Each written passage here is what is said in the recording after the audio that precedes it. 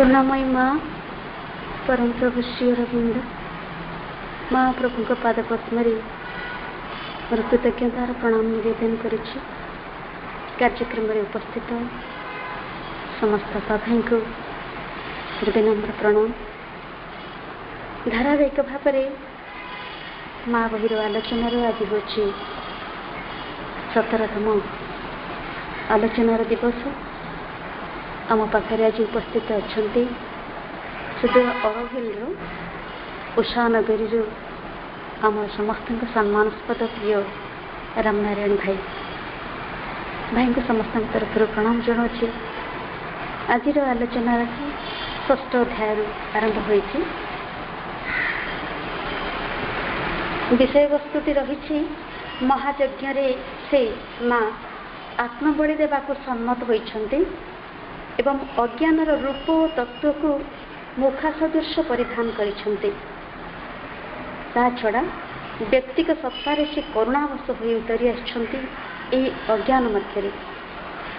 कारण जद्वारा अज्ञान को ज्योति आड़ को से नहीं पारे एवं मिथ्या प्रमाद मध्य को जद्वारा से मिथ्या प्रमाद को सत्य परिणत कर पारती एवं ये जो मृत्यु दुख पूर्ण जगत भितर पुणी देव जीवन रूपांतर कर पारती से भली एक संकल्प नहीं से आम पाखक आसी। प्रार्थनाटी मोर मन पड़ुछि दिव्य स्वरूप छाड़ी करुणा बस होई आसीछ परा तुमी धरारी अवतारी माँ आमरी शरीर रे अज्ञान ताकू बरी जन्म मृत्युर रहस्य भेद करी माँ दिव्य स्वरूप छाड़ी। तेरे माँ तांकर विश्वातीत शक्ति को से केवल विश्व को शासन करती ना ऊपर रही बरं से निजे ही त्रिविध निम्नतर जगत मध्य को उतरी आसी। जदिओ अज्ञानर सकल वृत्ति जावतीय वस्तु पर्यंत होउछन्ति से माँ तेबे एठारे एई अज्ञान जगत रे तांकर समस्त शक्ति सकल वस्तु जदिओ तांकर सृष्टि किंतु सबकिछि काहेकि एठी आवृत होई रहिछि से सृष्टि तत्व एठारे काहेकि विकृत होइछि तथापि से सब तांकरी प्रकृति देह और प्रकृति शक्ति यही सब रहिछि। कारण परमेश्वरंकर गोटे रहस्यमय आदेश तांको मध्यस्थ दे संभावना राजीर केतक धारा को प्रकाश करने निमित्त से निजे परिचालित करुछन्ति एवं से उद्देश्य रे माँ निजे ये जो महायज्ञ से आत्मबलि देवाक सम्मत होइछन्ति एवं अज्ञानर रूप और तत्व को मुखा सदृश जदिओ से परिधान करिछन्ति किंतु से आम भली गोटे साधारण मनुष्य शरीर धारण करी एही व्यक्तिगत सत्तार से करुणावश हो आम पाखक आसी से अज्ञानता मध्य रही पुणी आमको ज्योति आड़ को ने मिथ्या प्रमाद भितर रही मिथ्या प्रमाद को सत्य परिणत करेंगे एवं ये मृत्यु पृथ्वी को से देव जीवन में रूपांतर करेंगे।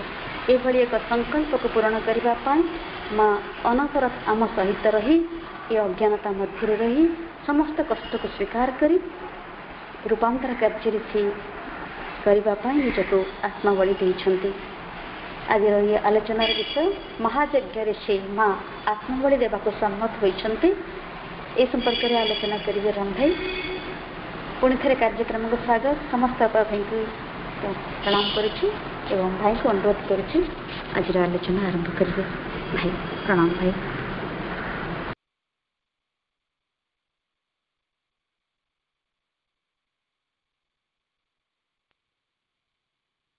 समस्त को मोर हार्दिक नमस्कार।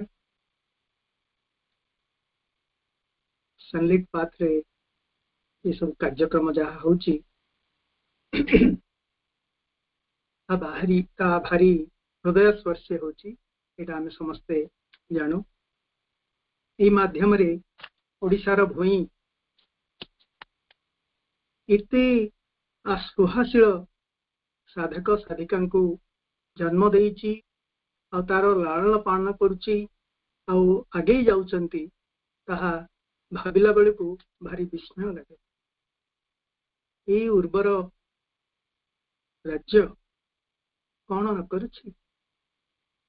ଯେଉଁ ବକ୍ତାମାନେ ଏହା ଆଗରୁ କହିଗଲେ ସେମାନଙ୍କ ପାଖରେ ମୋର ପ୍ରଣାମ, ଆଉ ଯେଉଁମାନେ କହିବାକୁ ଆସୁଛନ୍ତି ସେମାନଙ୍କୁ ମଧ୍ୟ।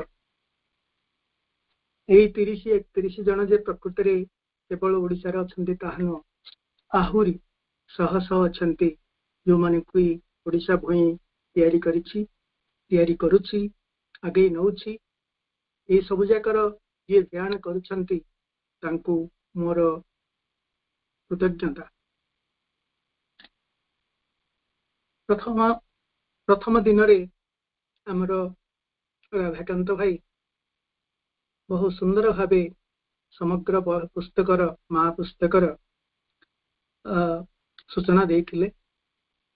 ଆଉ ତାର ଆରମ୍ଭରେ ଯାହା କହିଥିଲେ, ଯେଉଁ ପ୍ରାର୍ଥନାଟି ଆମ ସମସ୍ତଙ୍କ ପାଇଁ ସିଏ ବାଢ଼ି ଦେଇଥିଲେ ପ୍ରଭୁଙ୍କ ପାଖରେ, ସେଥିରେ ମୁଁ ଶତକଡ଼ା 200% ସମ୍ମତ, ଆଉ ମୁଁ ସେଥିରେ ସାମିଲ କରୁଛି। ସେ କହୁଥିଲେ ଆମର ସୀମିତତାକୁ, ଆମର ଅଜ୍ଞାନ ପ୍ରସୂତିକୁ ପ୍ରଭୁ ଅଣଦେଖା କରି ଆମର ଶ୍ରଦ୍ଧାପୂର୍ଣ୍ଣ ନିବେଦନକୁ ସ୍ୱୀକାର କରିବେ।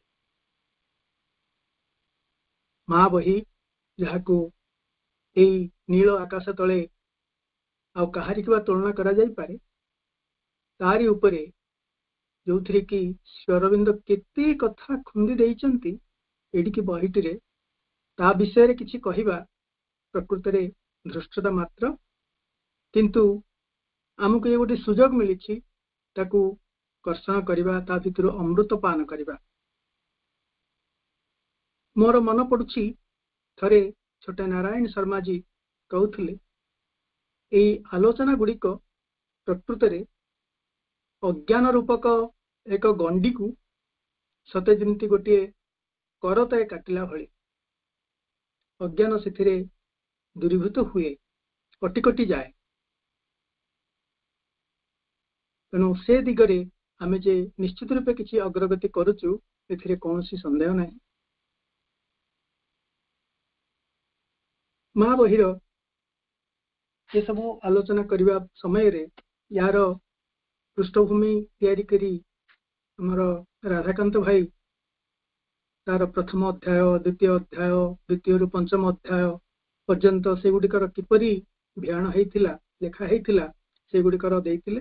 ସେଗୁଡ଼ିକୁ ରିପିଟ୍ କରିବାର ଆମର ନାହିଁ। କେବଳ ଆଜି ଯେଉଁ ଆଲୋଚ୍ୟ ବିଷୟ ରହିଛି ତାହା 6ଠ ଅଧ୍ୟାୟର କିଛି ଅଂଶ, କେବଳ ଏକ ବାକ୍ୟାଂଶ। ତାହା ହେଉଛି ମହାଯଜ୍ଞରେ ସେ ମା ଆତ୍ମବଳି ଦେବାକୁ ସମ୍ମତ ହୋଇଛନ୍ତି। ରୀନାପା ଆରମ୍ଭରୁ ସେଇ ପରିଚ୍ଛଦର ଆବୃତ୍ତି କଲେ। ତାହା ଯେତେ ଥର ଆମେ ଆବୃତ୍ତି କରିବା ତା ଭିତରୁ ନିଶ୍ଚିତ ରୂପେ ନୂଆ ନୂଆ କଥା କିଛି ଆମେ ଶୁଣିବାକୁ ଅବଶ୍ୟ ପାଉଥିବା, ବୋଧ କରୁଥିବା, ନୂଆ ନୂଆ ଅର୍ଥ ଆମ ଭିତରେ ଜାଗ୍ରତ ହେଉଥିବ। କାହିଁକି ନା ଏ ସବୁ ମହାବାକ୍ୟ ଯେଉଁଗୁଡ଼ିକ କି ଶ୍ରୀ ଅରବିନ୍ଦ ତା ଭିତରେ ପୁରା ଚେତନାକୁ, ଉଚ୍ଚତର ଚେତନାକୁ, ଉଚ୍ଚତମ ଚେତନାକୁ ଖୁନ୍ଦି ଦେଇଛନ୍ତି। ମନ୍ତ୍ର ଭିତରେ ଯେମିତି ଶକ୍ତି ଖୁନ୍ଦି ହେଇଯାଇଥାଏ, ତାକୁ ଯେତେ ଉଚ୍ଚାରଣ କରାଯାଏ ତା ଭିତରୁ ସେତେ ଶକ୍ତି, ଚେତନା, ଆଲୋକ ଜାଗ୍ରତ ହୁଏ, ଆମ ଭିତରେ ଭେଦିଯାଏ, ଆମ ଭିତରକୁ ଭେଦିଯାଏ। ସେଥିରେ ଆମେ ଅଗ୍ରଗତି କରୁ। ଠିକ୍ ସେହିପରି ମା ବହିର ପ୍ରତ୍ୟେକ ବାକ୍ୟ ସେଇ ପ୍ରକାର। ଏଥିରେ ତାକୁ ଯଦି ମୁଁ ଆଉ ଥରେ ପଢ଼େ କିଛି ଅସୁବିଧା ହେବ ନାହିଁ। ଆମ ପାଇଁ ଆଉ ଏକ ସୁଯୋଗ ମିଳିବ ତା ଭିତରକୁ ଯିବା ପାଇଁ।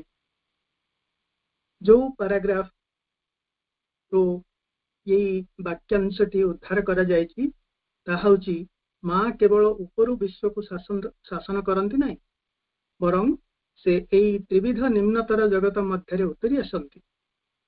ତାଙ୍କର ନୈର୍ବ୍ୟକ୍ତିକ ସତ୍ତା ଦିଗରୁ ଦେଖିଲେ ଅଜ୍ଞାନର ସକଳ ବୃତ୍ତି ଯାବତୀୟ ବସ୍ତୁ ପର୍ଯ୍ୟନ୍ତ ହେଲେ ସେଇ ମା।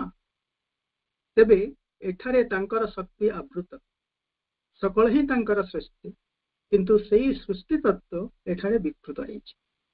ତଥାପି ସେସବୁ ତାଙ୍କରି ପ୍ରକୃତି ଦେହ ଓ ପ୍ରକୃତି ଶକ୍ତି ଏବଂ ଏଇ ସବୁ ରହିଛି କାରଣ ପରମେଶ୍ୱରଙ୍କର ଗୋଟିଏ ରହସ୍ୟମୟ ଆଦେଶ ତାଙ୍କ ମଧ୍ୟସ୍ଥ ସମ୍ଭାବନା ରାଜିର କେତେ ଧାରା ପ୍ରକାଶ କରିବା ନିମିତ୍ତ ସେ ସବୁକୁ ପରିଚାଳିତ କରୁଛନ୍ତି ଏବଂ ସେହି ଉଦ୍ଦେଶ୍ୟରେ ଏହି ମହାଯଜ୍ଞରେ ମା ଆତ୍ମବଳି ଦେବାକୁ ସମ୍ମତ ହୋଇଛନ୍ତି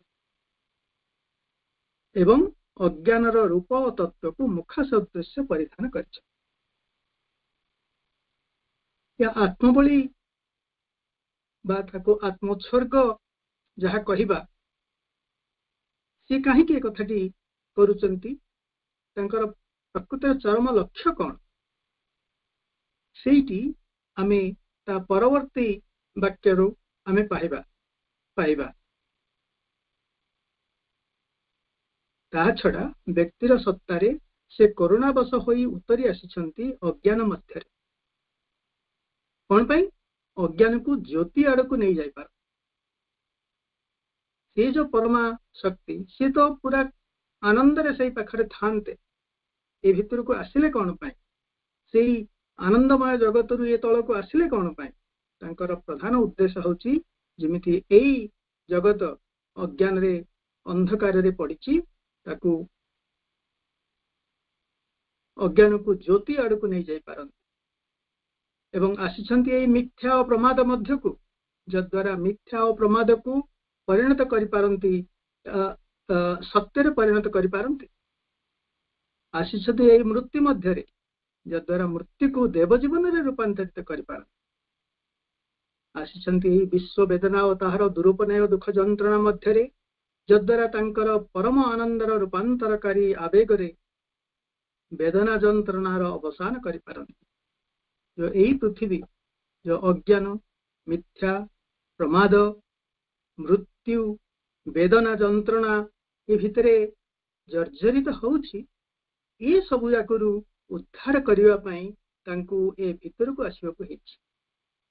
ଆଉ ତାଙ୍କର ସେଇ ମହାନ ଶକ୍ତି, ମହତି ଶକ୍ତି ବିନା ଏ କଥା ଯେ ରୂପାନ୍ତରିତ ହେଇପାରିବନି, ପୃଥିବୀ ଯେ ଏଇ ଦୁଃଖ ଯନ୍ତ୍ରଣାରୁ ମୁକ୍ତି ପାଇପାରିବନି, ସେ ଜାଣିଛନ୍ତି। ତେଣୁ ସେ ନିଜେ ଆସିକି ତାଙ୍କର ପରମ କରୁଣା ବଶତଃ ଏ ଭିତରେ ଅବତରଣ କରିଛନ୍ତି। ସୃଷ୍ଟିରେ ଯେତେ ଦୁଃଖ ଯନ୍ତ୍ରଣା ଓ ବେଦନା ସମସ୍ତ ନିଜ ଉପରେ ଗ୍ରହଣ କରିଛନ୍ତି। ତେଣୁ ମନ ହୁଏ ଏହା ହିଁ ଏକମାତ୍ର ପନ୍ଥା, ଯଦ୍ୱାରା ସୃଷ୍ଟିକୁ ଜ୍ୟୋତି, ଆନନ୍ଦ ଓ ସତ୍ୟର ଅନ୍ତର୍ଜୀବନ ମଧ୍ୟରେ ଉନ୍ନୀତ କରାଯାଇପାରେ। ଏହି ଯେଉଁ ବିରାଟ ଆତ୍ମବଳି, ସମୟ ସମୟରେ ଏହାର ନାମ ଦିଆହେଇଛି ପୁରୁଷ ଯଜ୍ଞ। ଯଜ୍ଞରେ ଆହୁତି ଦିଆଯାଏ, କି ପୁରୁଷ ଯଜ୍ଞ ମାନେ ପରମ ପୁରୁଷ, ସେ ଯଜ୍ଞ ମାନେ ଆହୁତି ଦଉଛନ୍ତି ନିଜକୁ।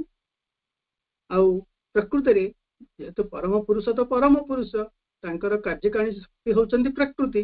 ତେଣୁ ସେ ପରମ ପୁରୁଷ ଉତ୍ସର୍ଗ କଲେ ମଧ୍ୟ ମାନେ ତାର ଅନ୍ୟ ଅର୍ଥ ହବ ଯେ ପ୍ରକୃତି, ଏଇଟା ପ୍ରକୃତି ହିଁ ଏଇ ଯଜ୍ଞରେ ନିଜକୁ ଉତ୍ସର୍ଗ କରିଛନ୍ତି।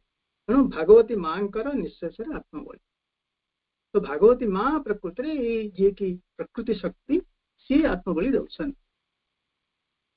ଦେଖିବାକୁ ଗଲେ ଆମେ ପ୍ରତ୍ୟେକ ଏଇ ଆତ୍ମବଳିର ଭାଗିଦାର। ଆମେ ପ୍ରତ୍ୟେକ ଚୈତ୍ର ସପ୍ତାହର ଶସ୍ୟ ପାଇଛୁ, ନହେଲେ ଆଜି ଏଇଠି କାହିଁ ଜମା ହେଇଥାନ୍ତୁ? ଆମକୁ ଏଗୁଡିକ କ'ଣ ପାଇଁ ଭଲ ଲାଗିଥାନ୍ତା? ଆଜିର ଯୋଉ ମିଡିଆ, ଆଜିର ଯୋଉ ଇଲେକ୍ଟ୍ରୋନିକ ଜଗତ, ସେଇ ସମୟରେ ଆକର୍ଷଣର ଅନେକ ଜିନିଷ ରହିଛି, ତାହା ସତ୍ତ୍ୱେ ଆମେ ଏଇଠି ଆସି ଜମା ହଉଛୁ। ପୁଣି ରବିବାର ଦିନ ଅନେକ ଆମୋଦଦାୟକ କଥା ଗୁଡିକ ଘଟୁଛି, ତଥାପି ସେଗୁଡିକ ସ୍ଥାନରେ ଆମେ ସେଗୁଡିକ ପରିବର୍ତ୍ତେ ଆମେ ଏଇଥିରେ ଭାଗ ନଉଛୁ। କାହିଁକି ନା ଆମ ଭିତରର କୌଣସି ଏକ ସତ୍ତା ଏଥିରେ ଆନନ୍ଦ ପାଉଛି, ନର୍ଚର୍ଡ, ପୁଷ୍ଟ ହଉଛି। ତେଣୁ ଆମେ ଏଇ କଥାଟିକୁ, ଏଇ ପାଠଚକ୍ରକୁ, ଆଲୋଚନାକୁ ନିଜକୁ ସମ୍ମତ ଦେଇ ଏ ଭିତରେ ଆସି ପହଞ୍ଚୁ। ଅର୍ଥ ଆମ ଭିତରେ ଚୈତ୍ୟ ସତ୍ତାର ସ୍ପର୍ଶ ପାଇଛୁ। କିଏ କେତେ ପାଇଛି, କେତେ ପୁଷ୍ଟ ହେଇଛି, କେତେ କ୍ଷିପ୍ରଗତିରେ ଯାଉଛି ସେଇଟା ଦ୍ୱିତୀୟ କଥା, କିନ୍ତୁ ଆମେ ସମସ୍ତେ ଚୈତ୍ୟ ସତ୍ତାର ସ୍ପର୍ଶ ପାଇଛୁ। ଏହି ସଂସାରରେ ନିଜକୁ କ୍ରିୟାଶୀଳ କରିବା ଅର୍ଥାତ୍ ନିଜକୁ ପ୍ରକାଶ କରିବା ପାଇଁ ଯେଉଁ ଆତ୍ମା ଏହାର ଏକ୍ଜିକ୍ୟୁଟିଭ ଆସ୍ପେକ୍ଟ ଆମେ ଯୋଉଟା କହିବା କାର୍ଯ୍ୟକାରିଣୀ ବିଭାବ ଅର୍ଥାତ୍ ଚୈତ୍ୟ ସତ୍ତା, ଆତ୍ମାର କାର୍ଯ୍ୟକାରିଣୀ ବିଭାବ ହଉଛି ଚୈତ୍ୟ ସତ୍ତା। ସିଏ ଚୈତ୍ୟ ସତ୍ତାକୁ ଆତ୍ମା ଚୈତ୍ୟ ସତ୍ତାକୁ ସମ୍ମୁଖରେ ରଖି ବାଟ ଚାଲୁଛି। ସେଇ ଆତ୍ମା ହଉଛି ପରମାତ୍ମାଙ୍କର ଅଂଶ, ନୁହେଁ କି?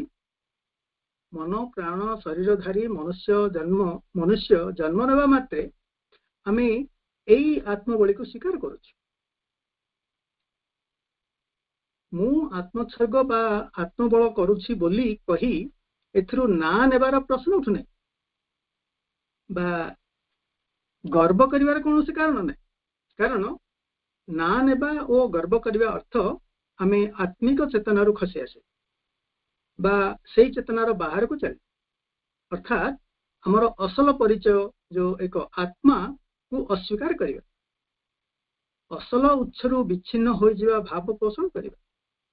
ଆମ ଅସଲ ପରିଚୟ ହେଉଛି ଏକ ଆତ୍ମା, ଅର୍ଥାତ୍ ଆମେ ପ୍ରତ୍ୟେକ ଏକ ଚୈତ୍ୟ ସତ୍ତା। ଏହି ସଜାଗତା ହେଉଛି ଆମର ଅସଲ ଜୀବନର ମୂଳ ବା କାରଣ। ଆମେ ସାଧାରଣତଃ କହିଥାଉ ଚୈତ୍ୟ ସତ୍ତାର ଜାଗରଣ ହେଉଛି ସବୁ ସମସ୍ୟାର ସମାଧାନ। ବିଭିନ୍ନ କଥା ଆସୁଛି, ଆମେ ପିଲାମାନଙ୍କୁ ଉପଦେଶ ଦଉଛୁ, ଘରେ ଭାଇ ଭଉଣୀ ବାପା ମା ସମସ୍ତଙ୍କୁ ବିଭିନ୍ନ ସମୟରେ କହୁଛୁ ପାଠଚକ୍ର କର, ତମର ଚୈତ୍ୟ ସତ୍ତାର ଜାଗରଣ ହବ, ତମର ସବୁ ସମସ୍ୟାର ସମାଧାନ ହେଇଯିବ। ଏମିତିକି ରାଜନେତା ମାନଙ୍କୁ ମଧ୍ୟ ଆମେ ସେ କଥାଟି କହୁଛୁ। ଏହା ଫଳରେ ଜୀବନ ରାସ୍ତା ସହଜ ହେଇଯିବ? ମା ତାକୁ କହୁଛନ୍ତି ଏଇଟା ପୁରା ସତ ନୁହଁ। ମା କଣ କହୁଛନ୍ତି? It is just very opposite. And I think the more psychic one is, usually the more difficulties he has.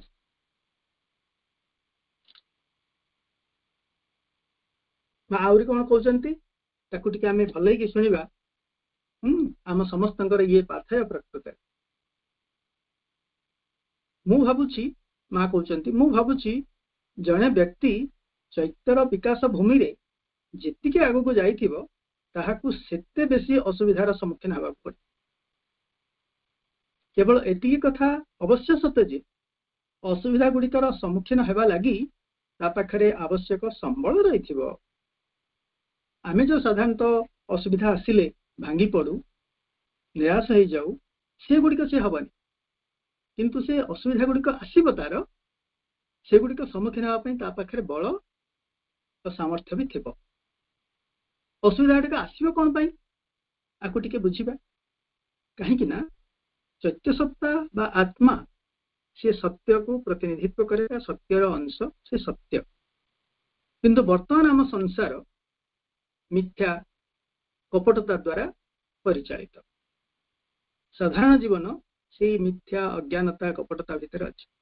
ତମେ ଯଦି ଚୈତ୍ୟ ସତ୍ତାର ଅନୁସାରେ ଚାଲିଲ, ତା ଅର୍ଥ ତମ ସତ୍ୟ ପଥରେ ଚାଲିଲ, ଯୋଉଟା ବାହାରେ ଅଛି, ଯୋଉଟା କି ତାକୁ ସତ୍ୟକୁ ସ୍ୱୀକାର କରୁନାହିଁ, ମିଥ୍ୟା ଦ୍ୱାରା ପ୍ରଭାବିତ, ତମେ ସେଗୁଡ଼ିକର ବାଧା ପାଇବ ନିଶ୍ଚିତ ରୂପେ।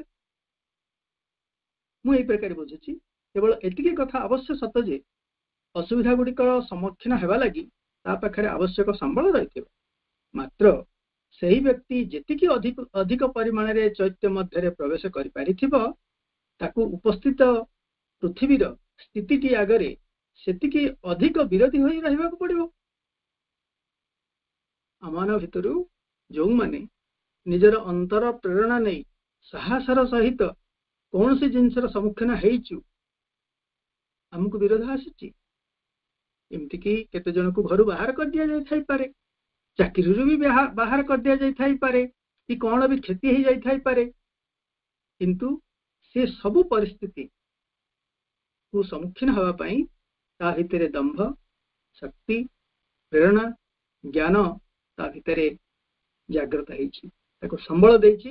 କିନ୍ତୁ ସେଇ ଯୋଉ ଅସୁବିଧାଟି ପରିସ୍ଥିତିରେ ଭିତରୁ आगु जीवा परे से आलोकित होइछि काहेकि ना सेई रास्ताटी भगवानंकर काहेकि ना चैत्य जेतेबेले जागृत होइछि से प्रेरणा दउछि आ से कोन शक्ति नै कि रहिनी से तार शक्ति भगवान शक्ति होछि तार शक्ति तेणु कौन सी वस्तुर विरोधी होई रहिथिले निश्चय असुविधार सम्मुखीन होबाक पड़िबो एक मु ए कथा मु मां कथा पढ़छि एवं मु ए कथा लक्ष्य करी देखिछि जे जो माने अधिक संख्यक असुविधार सम्मुखीन हुअन्ति सेई माने ही अल्प बहुत परिमाण रे आपनर चैत्य सत्ता सहित निकट संपर्क स्थापन करि पाइथांती संसार रे हमर बहुत असुविधा होउची तार अर्थ माने आमे अंतर जीवन बंचुचु आध्यात्मिक जीवन बाछिचु हमर बहुत असुविधा होउची तार अर्थ जे चैत्य सत्ता सहित निकट संपर्क स्थापन करछि जदि तुमे बाह्य परिस्थिति गुड़िक विषय कहवाक चाहूथिबो एठारे मु आदौ स्वभाव विषय रे कहू नहीं ताहा एक संपूर्ण भिन्न कथा मु बाह्य परिस्थिति गुड़िक विषय ही कहूछि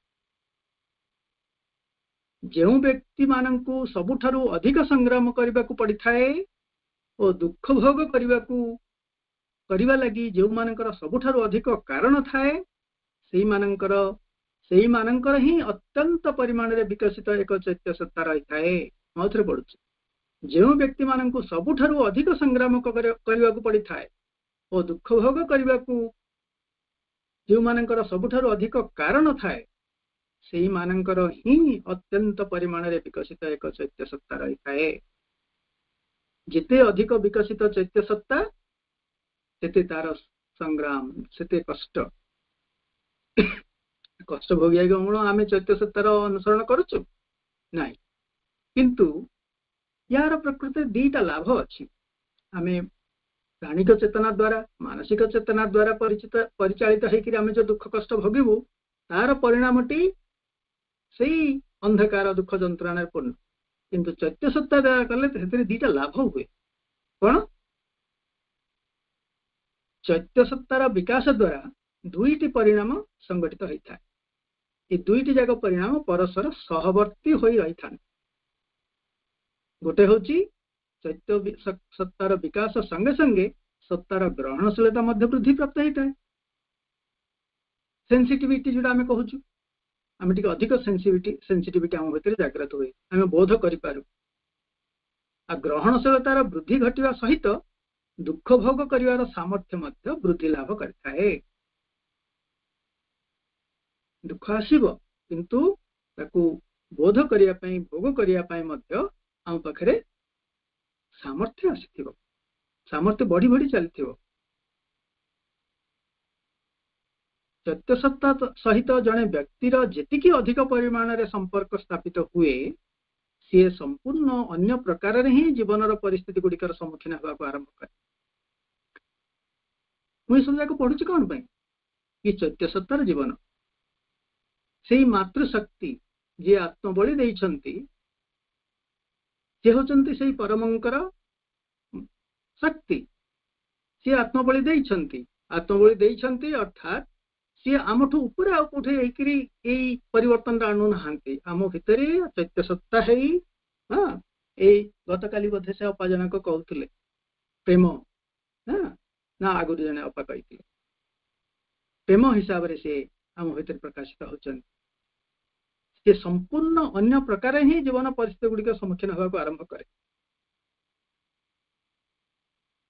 तुम्हें असुविधाटीर किंबा बाह्य वस्तु गुड़िकर स्थिर शांत भाव में सम्मुखीन होबारे समर्थ हो यथेष्ट परिमाण रे एक अंतर्गत ज्ञान सहित सम्मुखीन जहाँकि तुमको आदौ विचलित कर दिए नहीं एटा हूँ असल फरक आम प्राण द्वारा परिचालित हो इमोशनल हो एंथुसियास्टिक हो निजर गर्व ना करने गोटे कोणे बाहरी पड़ा जेको कम कर पकेबा तार सीमितता से रही किंतु चैत्य सत्ता द्वारा प्रेरित हो द्वारा शक्तिमंत हो बाट चलला बेले आम भितर आम विचलित हो लगे सते जमी आम पछरे सी आम सांगरे सी तार समस्त शक्ति लेके ठिया आम सांगरे बाट चलुंट तेणु गोटे पाखे तुम्हें अपेक्षाकृत अधिक ग्रहणशील हो रही था एवं अन्य पाखे से ग्रहणशीलतार सम्मुखीन होगा लगी तुम पाखे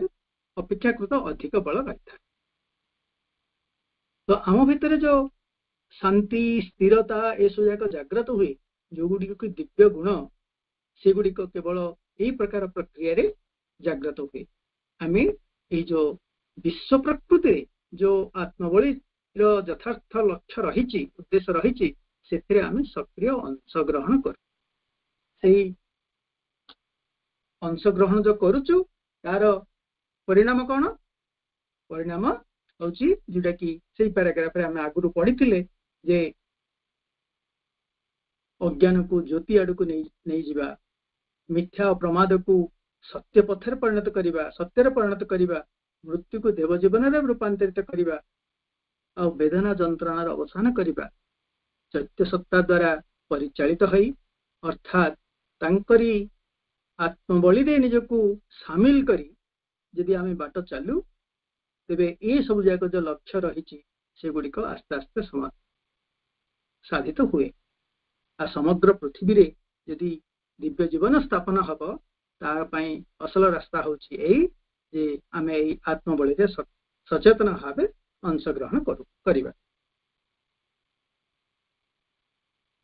आम आत्मबली रे परिणाम असल आत्मबली बा आत्मोत्सर्ग दुख जंत्रणा बढ़ाए नहीं से गुड़िकर रूपांतर करे कारण तांकरी पश्चात परम भगवान तांकर समस्त शक्ति चेतना और आलोक नहीं सांगरे बा पश्चात था तेणु आनंद सुनिश्चित विजय सुनिश्चित।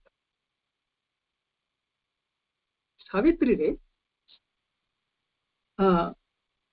भारी इंटरेस्टिंग देखु बुक 1 कैंटो 2 जार शीर्षक श्री अरविंद रखिंट द इश्यू अर्थात समस्या जो हॉलोकास्ट ऑफ द सोल बा आत्मार आत्मबली महान त्याग जहाँ आम कह आत्मोत्सर्ग कथा वर्णना कर पूर्वांश से टिप्पणी दे माँ कहते the story of earth is an ascent from darkness and unconsciousness to light and consciousness। पृथ्वीर कहानीटा हूँ जे अंधकार और अचेतनारू दिव्य आलोक और दिव्य चेतना आड़ को यात्रा करिबा ऊर्धारोहण करिबा।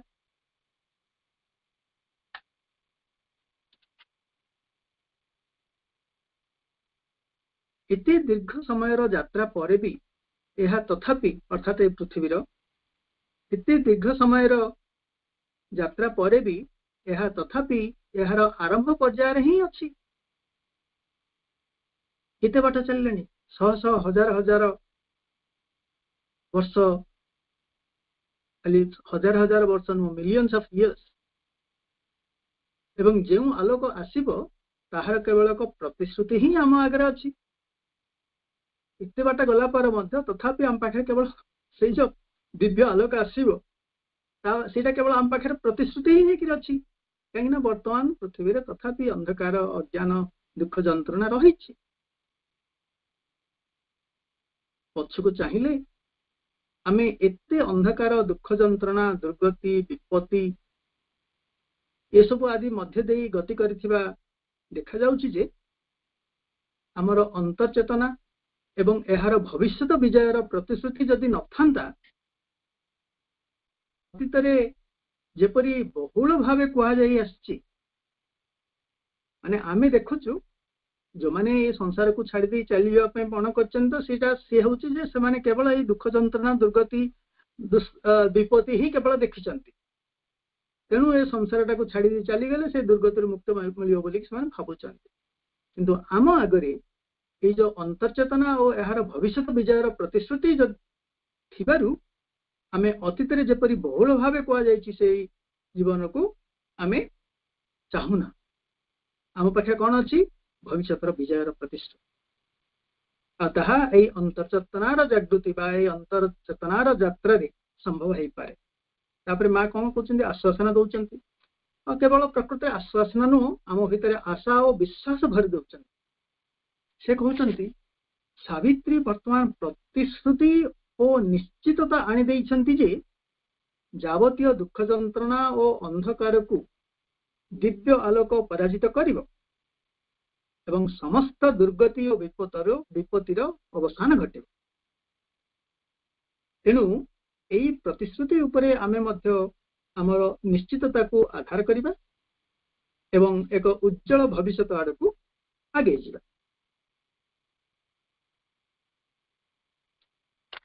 जोठी से जो होलोकास्ट ऑफ द सोल आत्मबली बा आत्मोत्सर्गर विषय सावित्री रे कहउचंती सेही समस्या बा इश्यू कैंटोरे सेथिरे बहु सुंदर से वर्णना करुचंती।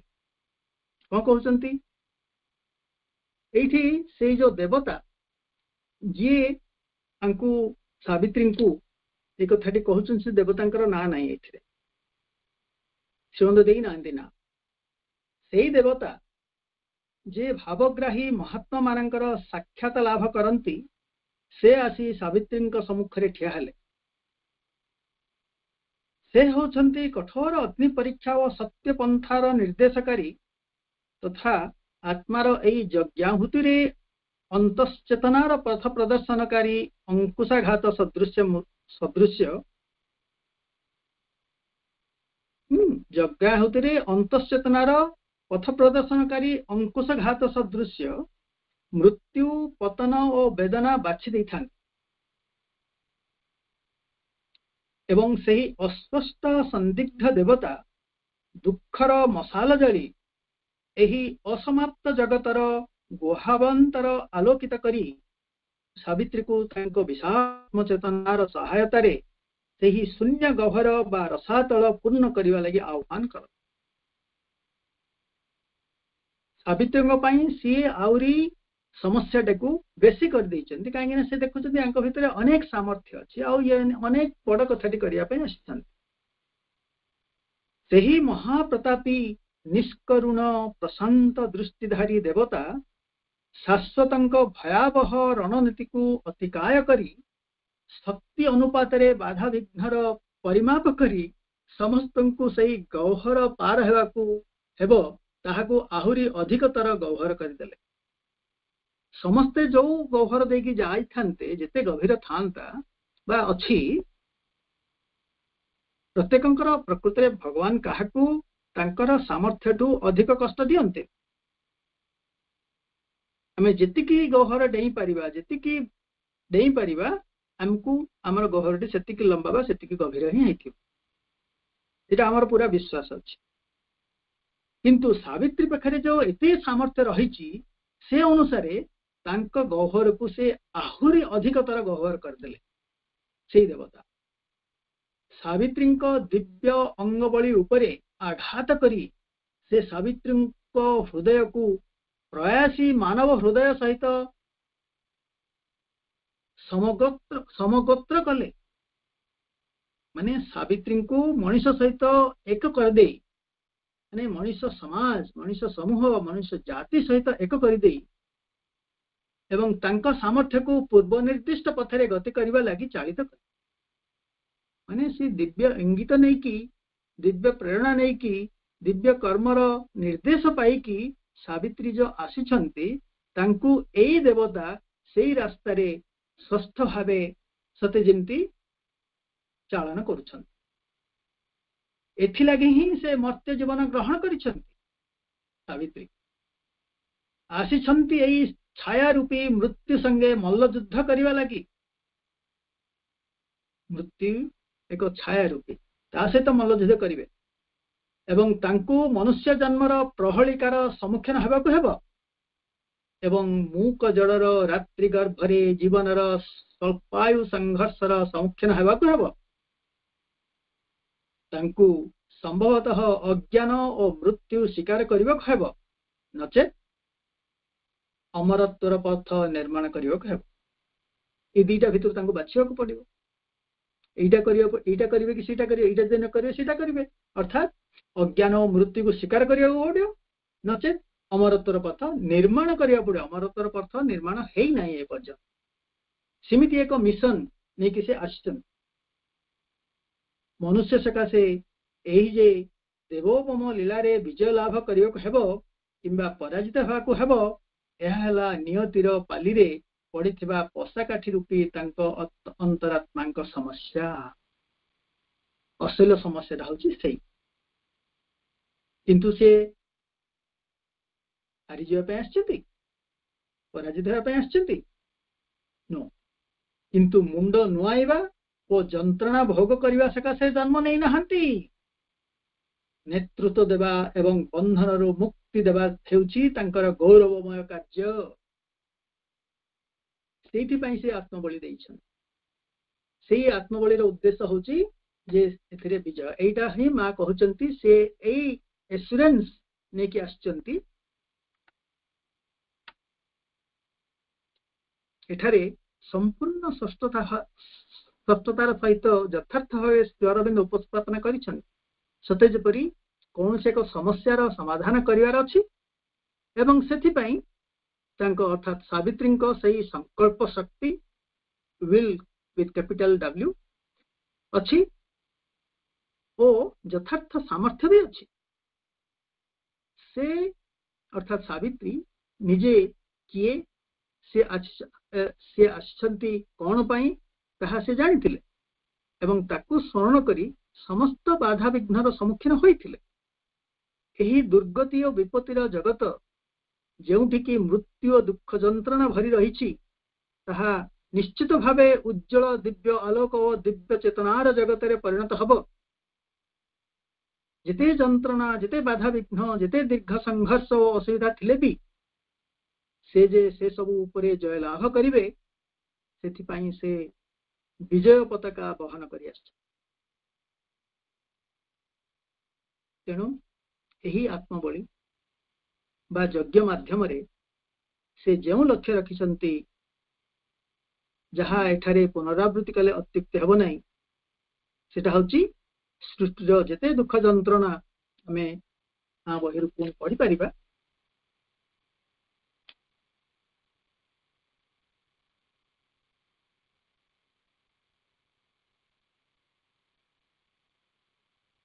ସୃଷ୍ଟିର ଯେତେ ଦୁଃଖ ଯନ୍ତ୍ରଣା ଓ ବେଦନା ସମସ୍ତ ନିଜ ଉପରେ ଗ୍ରହଣ କରିଛନ୍ତି, କାରଣ ମନ ହୁଏ ଏହା ହିଁ ଏକମାତ୍ର ପନ୍ଥା ଯଦ୍ୱାରା ସୃଷ୍ଟିକୁ ଜ୍ୟୋତି, ଆନନ୍ଦ ଓ ସତ୍ୟର ଅନ୍ତ ଜୀବନ ମଧ୍ୟରେ ଉନ୍ନୀତ କରାଯାଇପାରେ। ଏଇ ଯେଉଁ ବିରାଟ ଆତ୍ମବଳି, ସମୟ ସମୟରେ ଏହାର ନାମ ଦିଆଯାଇଛି ପୁରୁଷ ଯଜ୍ଞ, କିନ୍ତୁ ଗଭୀରତର ଅର୍ଥରେ ଏହାକୁ କୁହାଯାଏ ପ୍ରକୃତିର ଯଜ୍ଞ, ଭାଗବତୀ ମାଙ୍କର ନିଃଶେଷରେ ଆତ୍ମବଳି।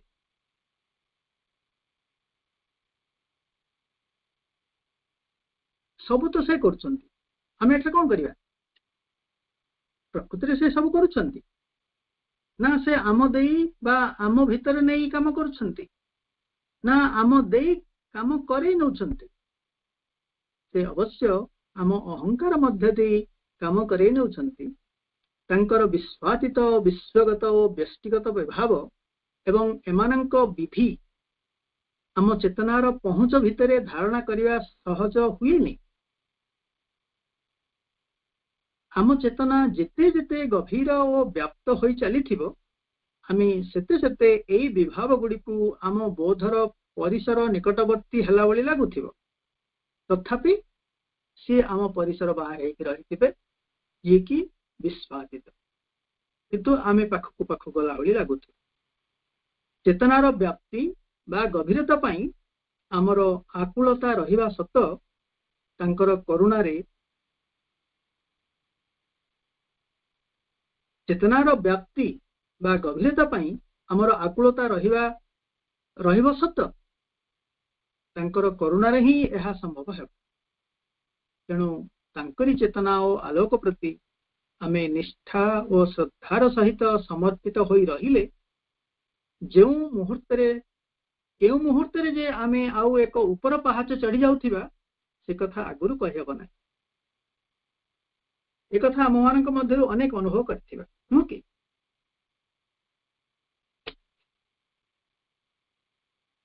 गतकाली आम घर को 3 जन साधक साधिका आसते कथा छल जड़े कहले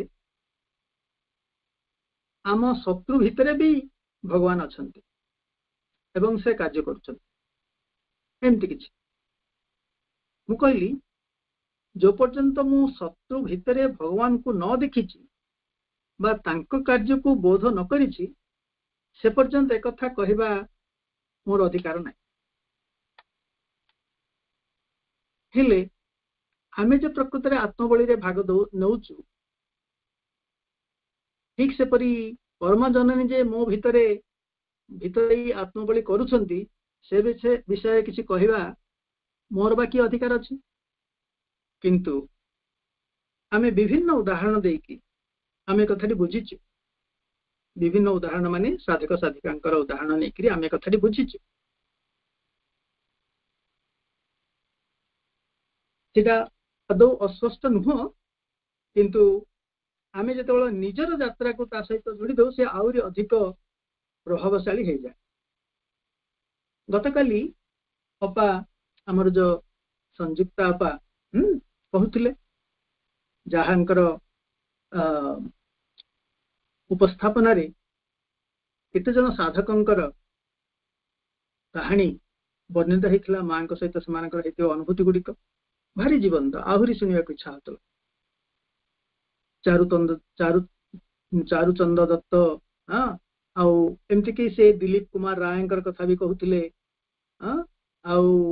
आमर टीवी कपाली शास्त्री कथा ही कहते जी कि त्रिकाल सुंदरी ठारू भी माँ होती जी कि त्रिकाल सुंदरी ठारू भी अति सुंदर ये सब से अनुभूतिर कथा बाबाजी महाराज कथा भी आम जाचे से निशिकांत कथा भी कहते से निशिकांत नाटी नेले किंतु तार डिटेल आउ अन्य माने किए जदि कहिसंती आपण मन पई टिके पुनरावृत्ति हबो किंतु तार उदाहरण देकी मु एई जो यज्ञर विषय बा आत्मबलिर कथा कहया को चाहूची सी निशिकांत थिले जने विराट कवि शांति निकेतन रे श्री रविंद्रनाथ टागोर संगे रहउथिले किंतु सी आश्रम को आसवा चाहिए आश्रम को आसवा चाहिए से कथाटी से श्रीमान पाखे प्रकाश कले श्रीमान कहले तू जदि सीठी रहबू तू गोटे पृथ्वीर विख्यात कवि हबू तू सीठ रह तू जदि एटिके आसबू तेबे 2 वर्ष भितरे तो भितरे बहुत रोग जात हम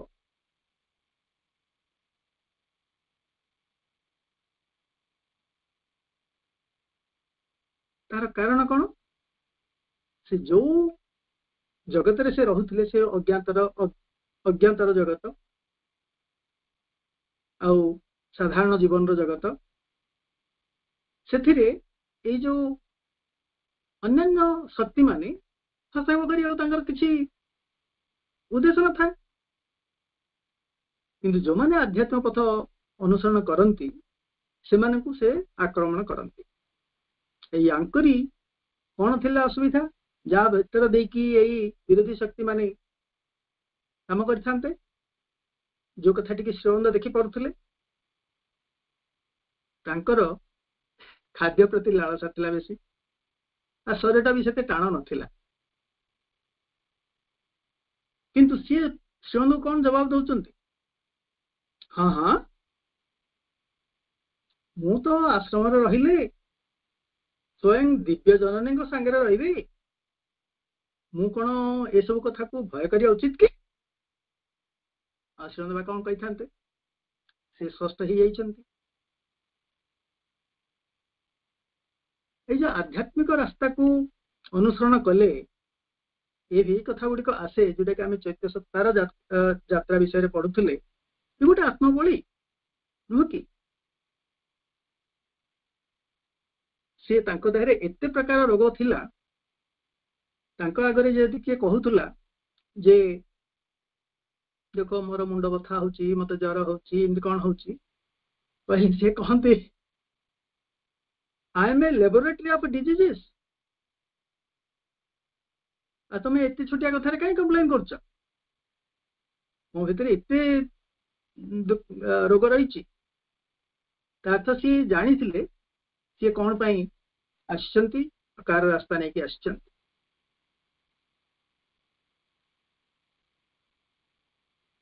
आ गोटे कथा जोटा कि आम आम जानिबा माँ आम आगे जो दंडायमान थिले आम आगे थिले सी प्रकृति रे केमती दिव्य जननी तार किछिटा प्रमाण थिला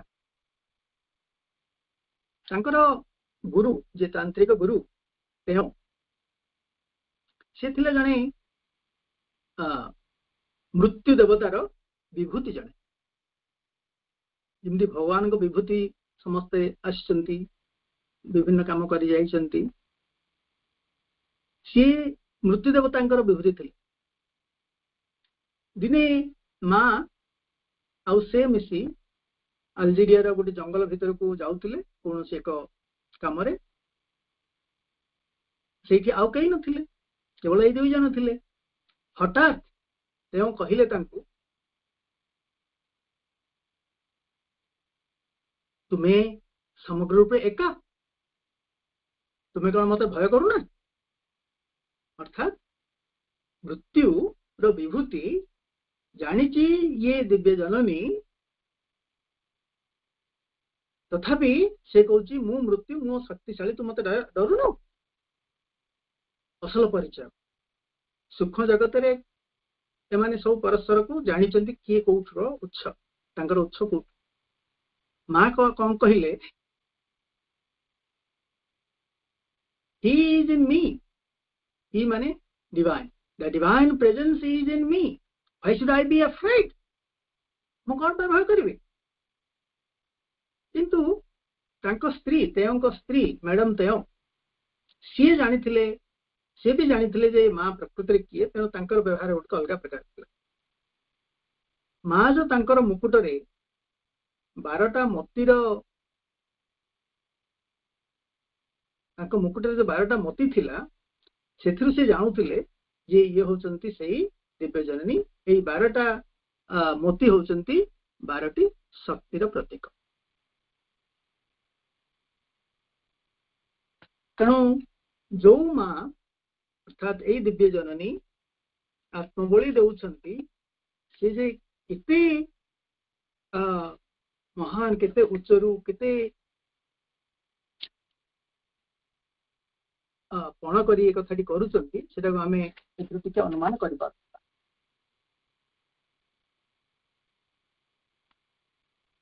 अगस्त मासरे ये आलोचना मानक मध्य दे आमे माँ विषय रे तांका स्वरूप कार्यधारा विषय रे एवं आम यथार्थ मनोभाव विषय अनेक कथा अवगत होइछे माँ जेपरी आम भितर काम करें से अनेक उपाय मध्यरु गोटे भूतांकु से देइचंती जोटा को आमे लागे मते जे एटा आम मान पई अनेक उपयोगी हेबो माँ को थरे ए भूतांकु थरे से कहिले जेतेबेले तोर किछि काम नथिबो सेतेबेले तू ध्यानमग्न हो अवश्य आज आज इलेक्ट्रोनिक जगत समय रे केते दूर आम ध्यान करने समय मिलूँ साधारण क्षेत्र में सहज हुए किंतु जो मैंने अंतर्यात्रा करती से निश्चित रूपे मिले से करती कौन तू ध्यानमग्न हो आ से ध्यान भितर जेकोसी गोटे मंत्र जप कर जमती कि ओम ओ लॉर्ड मदर आम माँ नाम जरूर करूँ नहीं कि एवं निज हृदय भितर को जाओ जेठारे परम प्रभुंकर हृदय रे आश्रय नियो निज हृदय भितर को जाओ आ तुम परम प्रभुंक हृदय भितर तुम रही अनुभव कर आ सेठी तुम आश्रय नियो कारण तांको हृदय भारी कोमल अति मधुर और अति आरामदायक जितेबले तुम्हें विचलित हेब सेतेबले तुम विचलितार कारण और उत्स उपरे संकेंद्रित न होई निज भितर को जाओ ओ प्रभु को आह्वान कर केबे भी भूली जा नाई जे परम प्रभु ही हेउछंती आरंभ ओ से ही हेउछंती शेष अंडरलाइन परम प्रभु ही आरंभ परम प्रभु हेउछंती शेष एई संसार प्रभु को भूली जाइछि मनीष निर्बोध से प्रभु को भूली जाउछि एवं तेणु समस्त असुविधा और विपत्ति सबु बेले ता सहित रहिछि जो दुख जंत्रणा विपत्ति मुक्ति करिया पई हमको मुक्त करिया पई मां आत्मबलि देइछंती बा आमे समस्त चैत्य सत्तार आश्रय नेकी तार बाट चलुछु संसार से गुडी को भूली जाउछि आ जो मानकर दुख जंत्रणा प्रकृति रे रहुछि से गुडिकर असल कारण होछि से प्रभु को भूली जाउछि मां कहउछंती मां भी उठी आत्मबलि देइछंती कोन पे हम समस्त ऊपर नय पाए किंतु से गोटे कंडीशन भी दउछन काहे कि ना से कहउछंती प्रभु को इच्छा और निष्पत्ति बिना मु किछि करि परिबि ना हमन पे सब करिया पे प्रस्तुत अछंती से किंतु सब से प्रभुंकर इच्छा और तांकर निष्पत्ति बिना निर्देश बिना से किछि करि तेणु मां कहउछंती जे तमर जेतेबेले विचलित आसे से समय रे तमे प्रभु का नाम बा ओम बा मां नाम जप कर और तांकर हृदय भितर वास करिया पई रहिया पई तमे इच्छा कर सते जेमति तांकर हृदयटी विराटता भितर तमे अछ आसे कहउछंती एटा राताराति हेई जाई न पारे किंतु तुमे अभ्यास कले यह निश्चित रूप संसित करि पारे ऊर्ध्वरु तांकर दिव्य आलोक और निम्नरु मानव आस्पृहा ए उभयंको मध्यरे मु रहिछि आउ मु सेमानक भितर संयोग स्थापन करछि अर्थात मां आम आउ प्रभुंको मझिरे रहिकी आम उभयंको मिसेबारे से साहाय्य करछथि आ गोटे कथा एठी कहया को मोर इच्छा हबो मजा कथाटे से होची मां कहउचंती even the greatest god is my child सबुठु उच्च देवता मध्य मोर संतान Krishna is my child also they all are like children before me of course I have 2 ears, 1 nose, a human form but my spirit and force are everywhere मां को हमें मां भलिया देखुछु बर्तमान फोटो रे भी देखुछु तांकर दी आखी दी हाथ दी गोड़ नाकटिए पाटिटिए मुंडटिए अछि गलाटिए अछि सब मनुष्य देह भलिया अछि my consciousness is wider than the universe because more spirit आउ शक्ति फोर्स सब आड़े अछि खेली जाय छी जोटी की श्री अरविंद मां बहिरे कहउचंती हां से विश्वातीता विश्वगता और व्यष्टिगता ये सबू एई मां का भितरे अछि नहीं आमे तो केते थरा सुनि जिवा भितरे जे से अनुग जो पचारा जाउची जे तुमे जो मां का कथा इथरे लिखिछे से कोन एई मां यस मां निज पई निजे कहउचंती एठी my consciousness is wider than the universe अर्थात विश्वातीत मो चेतना होची एई विश्वठु मध्य आवरी विस्तृत I go in my subtle body in various ways to people in all kinds of places. पृथ्वी रे विश्व रे जोठी जोठी मनुष्य अछंती जो जो जगह रे अछंती विभिन्न प्रकार स्थान रे अछंती मु मोर सूक्ष्म शरीर रे मु समस्त पाख को विभिन्न उपाय रे जाउची I fondle and embrace people and what they feel of my presence and contact is perfectly right. मु तांको आप्यायत करूची तांको कोळै पकौची ଆଉ ସେମାନେ ମୋର ଯେମିତି ଏଇ ଦିବ୍ୟ ଉପସ୍ଥିତିକୁ ଅନୁଭବ କରିବେ ସେ କଥାଟି କରିଦେଉଛି। ଆଉ ତାଙ୍କ ସହିତ ଯୋଉ ମୋର ସମ୍ପର୍କ ଅଛି perfectly right. They must concentrate in their hearts and find me there, and I am always there. ତ ଆମ ପାଇଁ କ'ଣ ହଉଛି ତମେ ତମ ନିଜ ହୃଦୟରେ ତାଙ୍କୁ ଏକାଗ୍ର ହୁଅ, ତାଙ୍କ ପ୍ରତି ଏକାଗ୍ର ହୁଅ, ହେବାକୁ ପଡିବ, ଆଉ ମତେ ତେବେ ସେଇଠି ପାଇବ, କାହିଁକି ନା ମୁଁ ସେଇ ସବୁବେଳେ ଅଛି।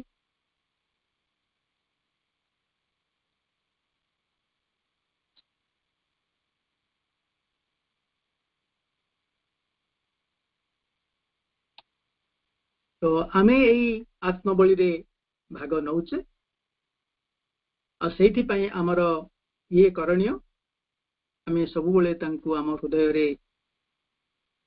ସ୍ମରଣ କରୁଥିବା, ଚୈତ୍ୟ ସତ୍ୟ ଦ୍ୱାରା ଅନୁପ୍ରେରିତ ହୋଇ ବାଟ ଚାଲୁଥିବା, ଆଉ ମା ଯୋଉଥିପାଇଁ ଆତ୍ମବଳୀ କରୁଛନ୍ତି ସେଥିରେ ଆମେ ସାମିଲ ହେବା, ଆଉ ଯୋଉ ଉଦ୍ଦେଶ୍ୟ ଏଇ ରୂପାନ୍ତର ତାହା ସଂସିଦ୍ଧ ହବ।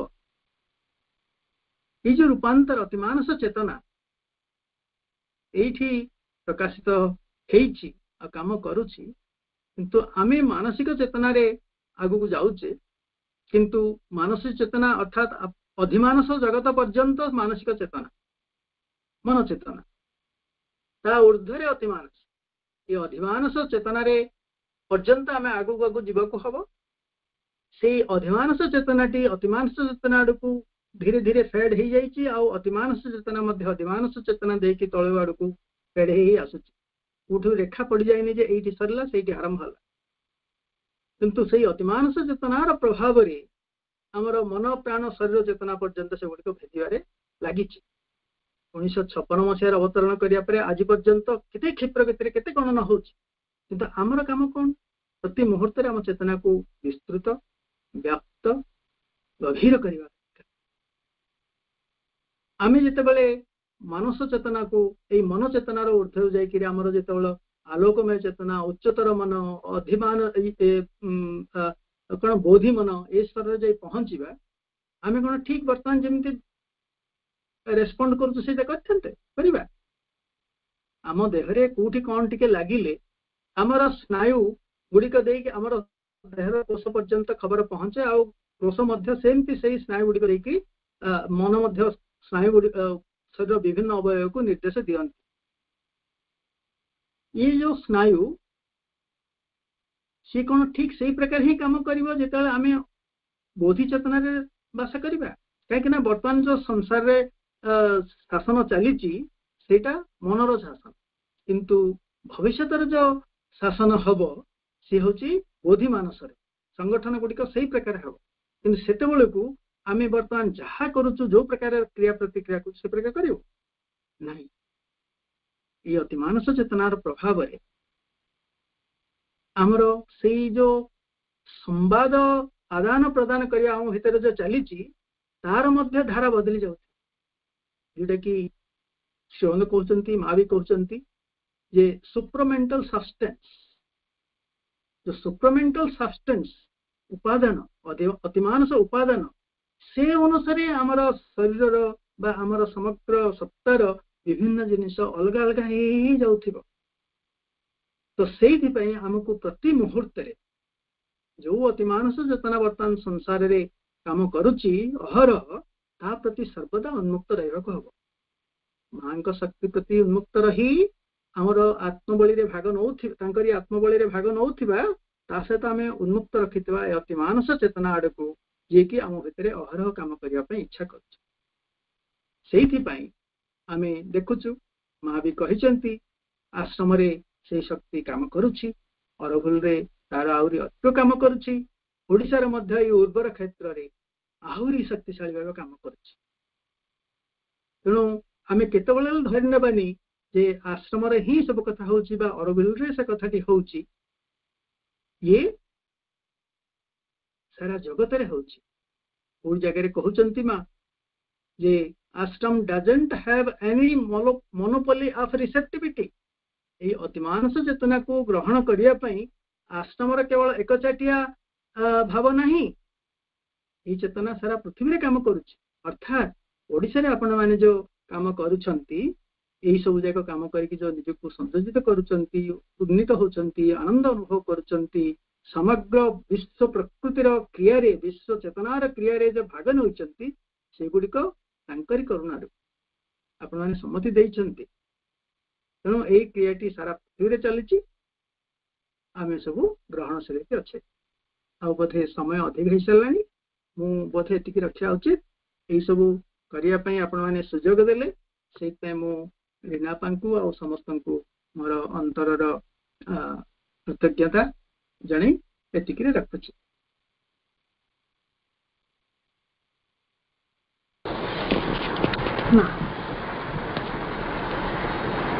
माँ करुणामयी पाखे आम समस्त विनम्रतार कृतज्ञतार प्रणाम।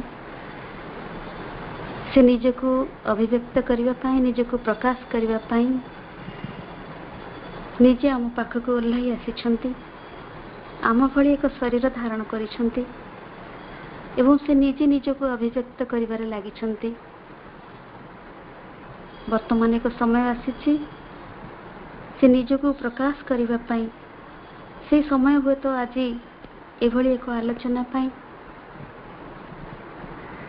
एवं निर्वाचित होता अपभाई माध्यम देकी जो मान कि निज जीवन संकल्प रखिंट जे केवल ए जीवन रे तांको ही आविष्कार करिवे तांको ही प्रकाश करिवे तांकरी संकल्प को रूपायन करिवे एक रूप प्रदान करिवे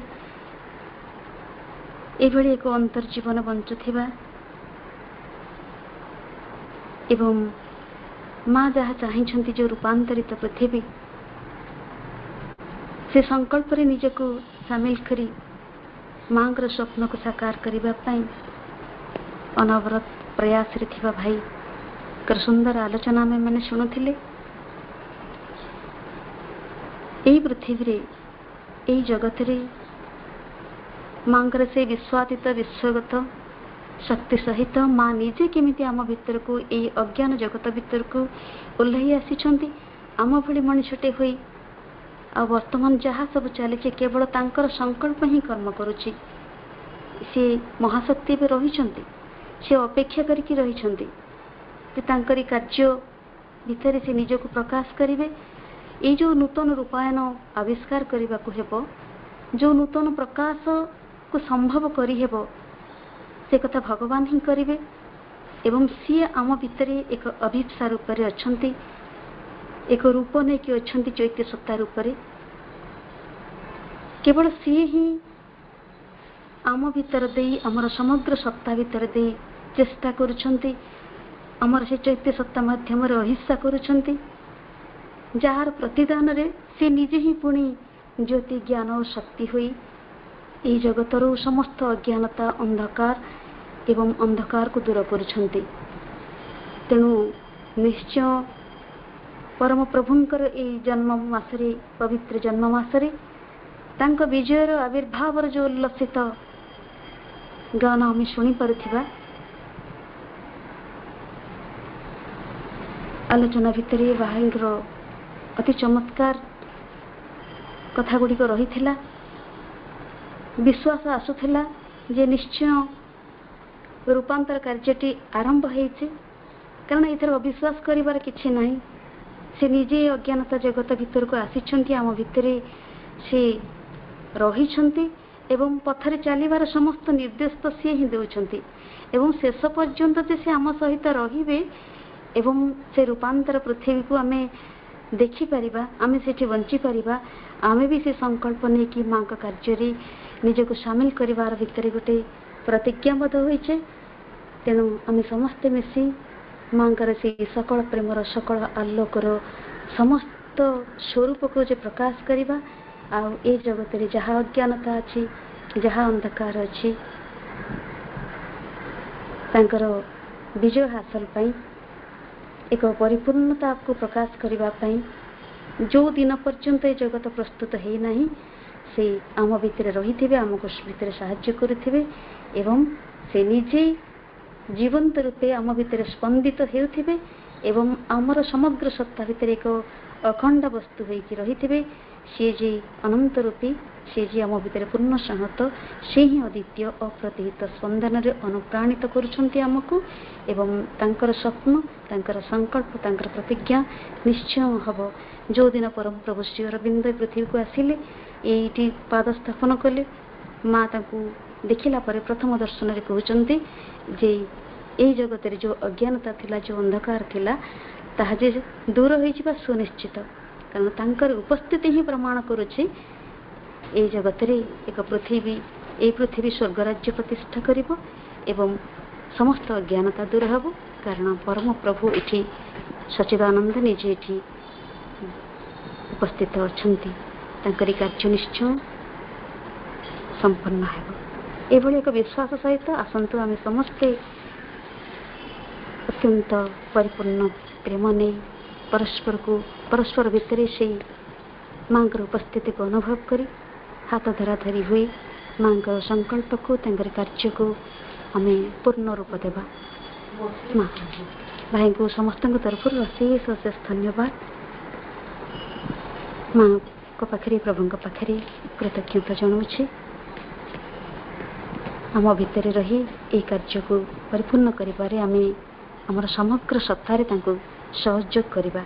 एभली आमर संकल्पटी आज और अधिक दृढ़ हो, परिपूर्ण हो। Victory to the divine mother, victory to the divine mother, victory to the divine mother. माँ माँ माँ माँ